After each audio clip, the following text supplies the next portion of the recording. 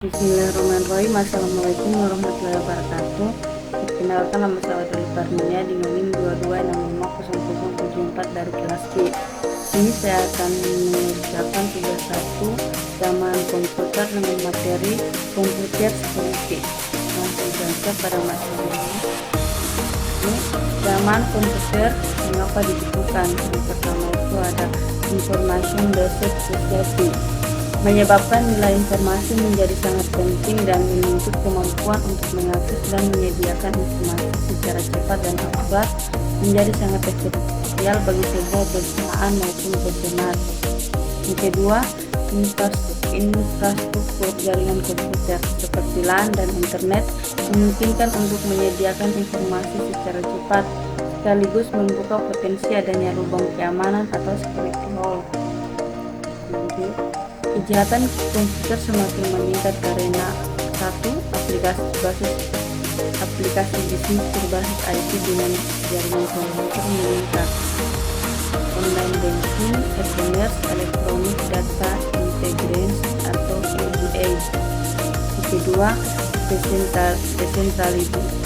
desentralisasi server. Tiga, transisi dan single vendor ke multi vendor. Keempat, meningkatnya kemampuan attacker dan kurangnya kemampuan pengguna sistem. Kelima, kesulitan penegak hukum dan belum adanya ketentuan yang pasti. Keenam, semakin kompleksnya sistem yang digunakan, semakin besarnya source code program yang digunakan.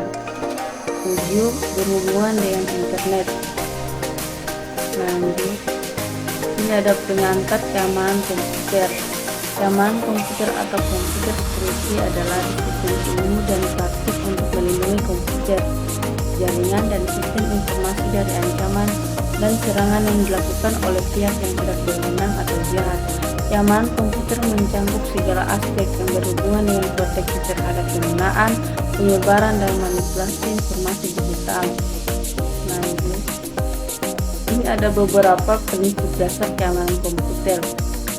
Poin pertama itu confidentiality atau kerahasiaan. Pertama, berarti menjaga kerahasiaan informasi dengan melakukan pembatasan hak akses seseorang yang paling umum dengan menggunakan enkripsi.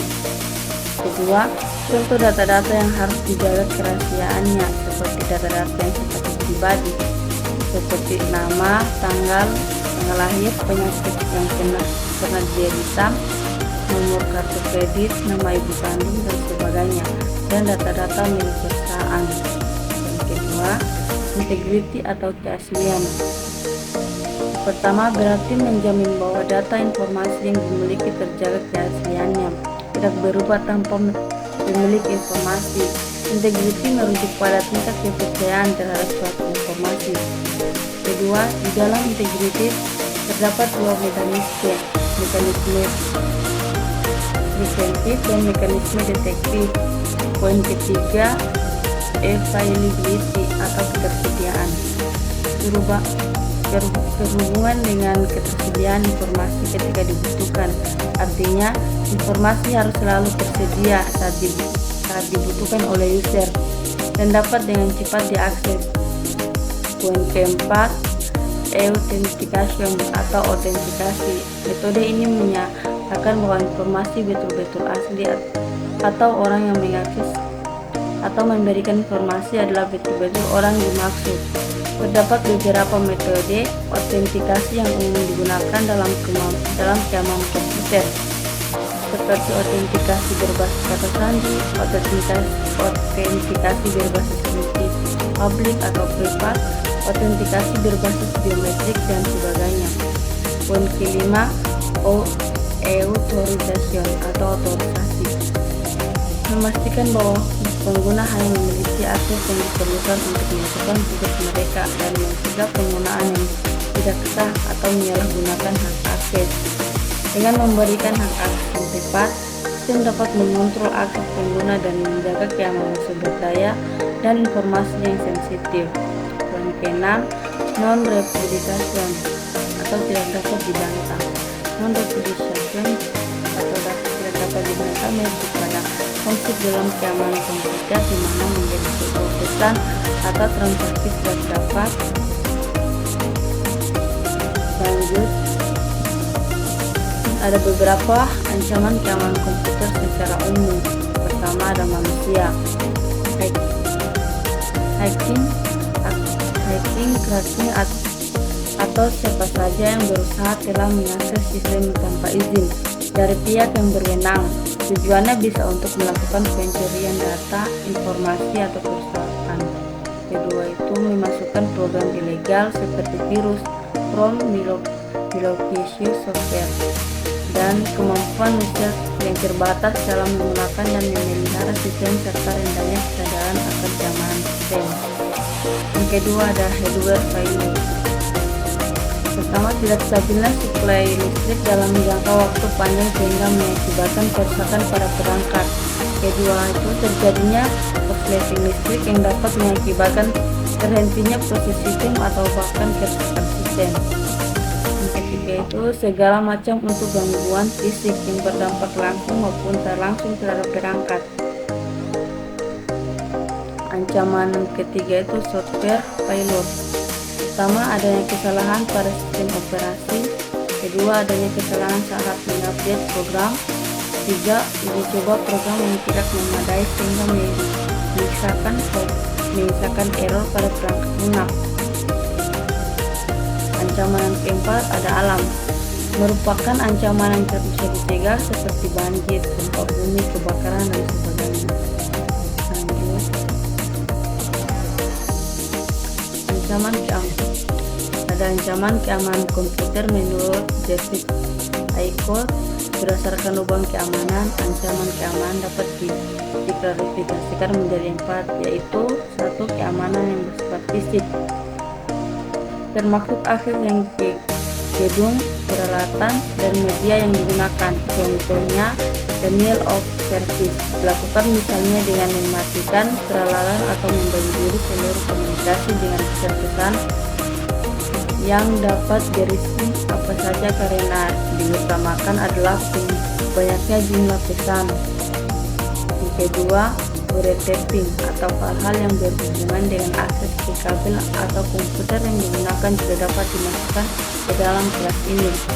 Yang ketiga, spin host attack, di mana sistem host yang dituju dibanjiri oleh permintaan sehingga dia menjadi terlalu sibuk dan bahkan dapat berakibat macetnya sistem. Kedua, keamanan yang berhubungan dengan orang atau personel. Pertama, identifikasi user atau username dan password. Kedua, profil risiko orang yang mempunyai akses atau pemakai dan pengelola. Yang ketiga, keamanan dari data dan media serta teknik komunikasi. Pertama, enkripsi, ada firewall dan VPN. Yang keempat, keamanan dalam operasi. Adanya prosedur yang digunakan untuk mengatur dan mengelola sistem keamanan, dan juga termasuk prosedur setelah serangan post attack software.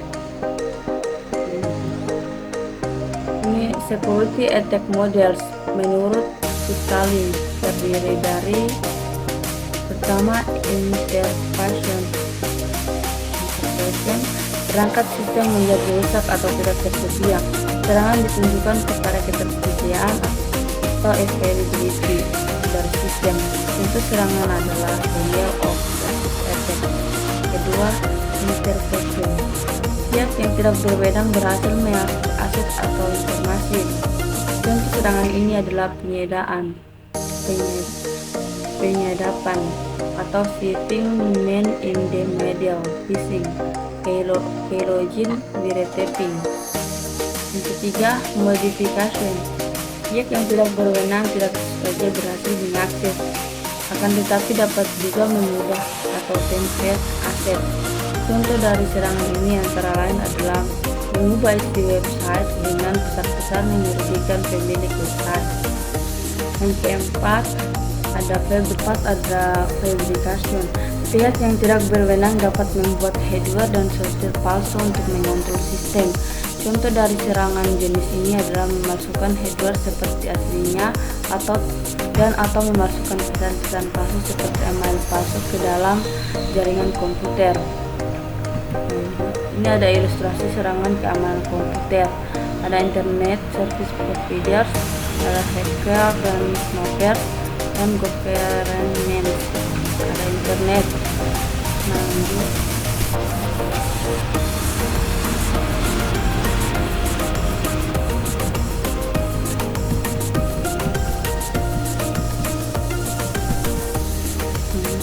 Ada security breach incident. SolarWinds Supply Chain Attack 2020. Serangan Kaiser dan SolarWinds, sebuah perusahaan perangkat lunak yang memproduksi alat manajemen jaringan dan infrastruktur IT. Serangan ini memungkinkan peretas untuk mengakses dan mengambil alih sistem perusahaan besar seperti Microsoft, FireEye, dan Departemen Keamanan Dalam Negara Amerika Serikat. Kedua, Facebook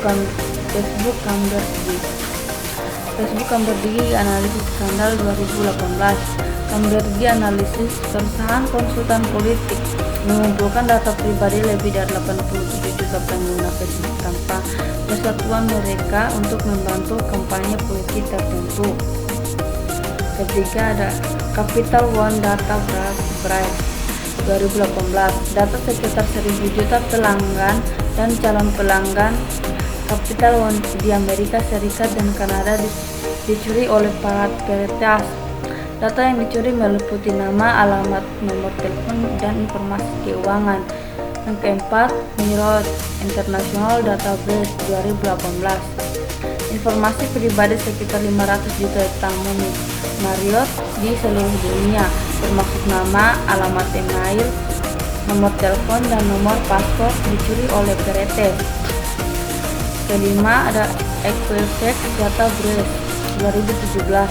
Informasi seperti sekitar 1,43 juta warga Amerika Serikat, termasuk nama, alamat, tanggal lahir, nomor jaminan sosial, dan informasi keuangan dicuri oleh peretas. Yang ke-6, ubah database 2016. Informasi pribadi sekitar 57 juta pengguna Uber di seluruh dunia, termasuk nama, alamat email, nomor telepon, dan nomor plat kendaraan dicuri oleh peretas. Yang ketujuh, Yahoo Data Breach 2013-2014. Data sekitar 3 miliar akun Yahoo termasuk nama, alamat, nomor telepon, dan nomor plat dicuri oleh peretas. Lanjut. Ini ada serangan ransomware. Serangan ransomware WannaCry pada tahun 2017 yang menyerang sistem komputer global, termasuk di dalamnya layanan kesehatan di Inggris, perusahaan otomotif Renault, dan operator telekomunikasi Spanyol Telefónica. Pelanggaran data Linked pada tahun 2012 yang mengakibatkan sekitar 1,67 juta akun pengguna bocor, termasuk nama pengguna, sandi, dan alamat email. Yang ketiga, serangan hacker pada Sony Pictures pada tahun 2014 yang mengakibatkan banyak dokumen pribadi dan rahasia bocor, termasuk informasi tentang karyawan dan aktor tersebut. Yang keempat, serangan keamanan pada situs web Target pada tahun 2013 yang mengakibatkan pencurian informasi pribadi sekitar 10 juta konsumen, termasuk nama, alamat email, nomor telepon, dan nomor kartu kredit. Nomor 6, pelanggaran keamanan pada situs web eBay pada tahun 2014 yang memengaruhi sekitar 1,45 juta akun pengguna, termasuk nama pengguna, alamat email, dan nomor telepon. Ya, serangan keamanan pada jaringan di Melbourne Case pada tahun 2014 yang mengakibatkan informasi pribadi sekitar 76 juta rumah tangga dan 7 juta perusahaan terkena dampak, termasuk nama, alamat, nomor telepon, dan alamat email. Berikut Berikutnya, pelanggaran keamanan pada situs web Adobe pada tahun 2013 yang memengaruhi sekitar 38 juta akun pengguna, termasuk nama pengguna, alamat email, dan kata sandi dari inskripsi. Berikutnya, serangan pada situs web Anthem pada tahun 2015 yang mengakibatkan informasi pribadi sekitar 80 juta anggota dan karyawan terkena dampak, termasuk nama, tanggal lahir, nomor telepon, identitas, dan nomor jaminan sosial. Berikutnya, serangan pada situs web Yahoo pada tahun 2014 yang mengakibatkan data sekitar akun pengguna terkena dampak, termasuk nama, alamat email, dan tanggal lahir. Lanjut, di sini ada 15 contoh kasus nyata akibat dari jebolnya sistem keamanan komputer di Indonesia. Yang pertama ada pembobolan situs web KPU pada pemilu 2019, ada serangan ransomware WannaCry pada tahun 2017 yang menyerang banyak institusi dan perusahaan di Indonesia. Berikutnya, pembobolan situs web Kominfo oleh hacker pada tahun 2016. Berikutnya, pembobolan situs web Bank Mandiri pada tahun 2015.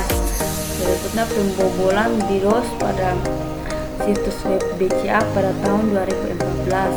Pembobolan database warga negara Indonesia di Malaysia pada tahun 2013. Ada pembobolan situs web PT Telkom tahun 2012. Ada pembobolan situs web Universitas Gadjah Mada pada tahun 2011. Ada serangan DDoS pada situs web pemerintah Indonesia pada tahun 2010. Ada serangan Trojan Stuxnet pada instalasi nuklir Bushehr di Iran yang melibatkan perusahaan asal Indonesia pada tahun 2010. Ada serangan hacker ke situs web Mebes Polri pada tahun 2009. Ada serangan hacker ke situs web Presiden Republik Indonesia pada tahun 2008.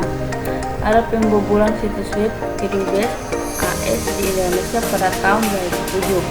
Ada serangan virus I Love You pada tahun 2000.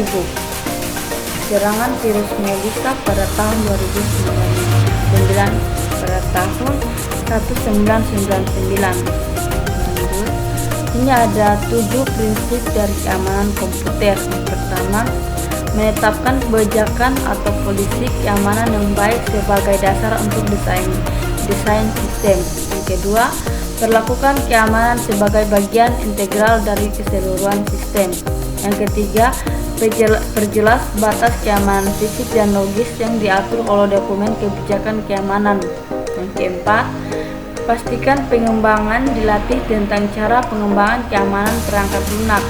Yang kelima, kurangi resiko ke tingkat yang dapat diterima. Keenam, asumsikan bahwa sistem eksternal tidak aman.